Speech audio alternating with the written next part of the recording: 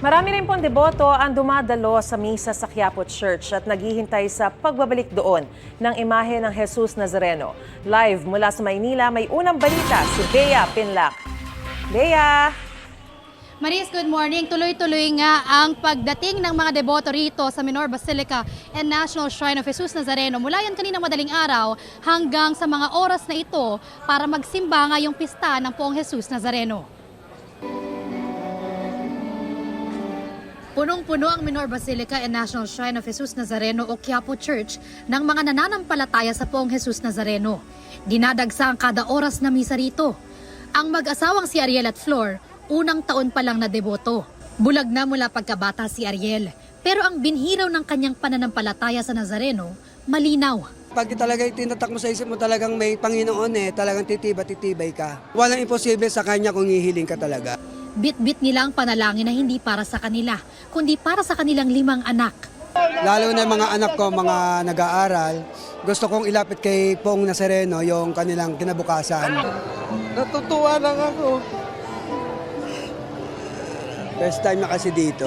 Yung anak ko makapagtapos ng pag-aaral. Sana nga ganito, masinso, yung kahit konti lang.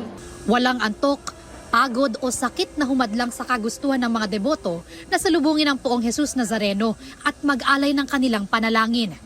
Ang 73 anyos na si Antonio, nagdiriwang ng birthday niya tuwing pista ng Nazareno. Mahigit 40 taon na siyang deboto.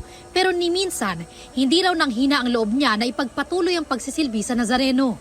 Na-develop yung aking pagkatao nung magsilbi ako sa kanya. Dito nabuhay ko I'm from Bulacan, ang layo. Mahirap talaga, pero ibig sabihin kung gusto mo, may paraan.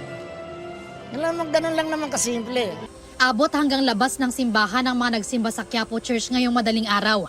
May mga bata, matanda, may ilang nakayapak, may nakaluhod at marami sa kanila ngayon pa lang nakaabang na sa pagbabalik ng imahe ng Nazareno sa Quiapo Church.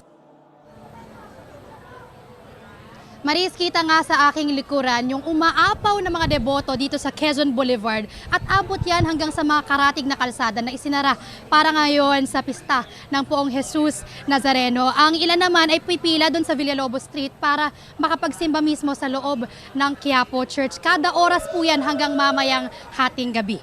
Yan muna ang latest mula rito sa Quiapo, Maynila. Bea Pinlac para sa GMA Integrated News. Gusto mo bang mauna sa mga balita? Mag-subscribe na sa GMA Integrated News sa YouTube at tumutok sa unang balita.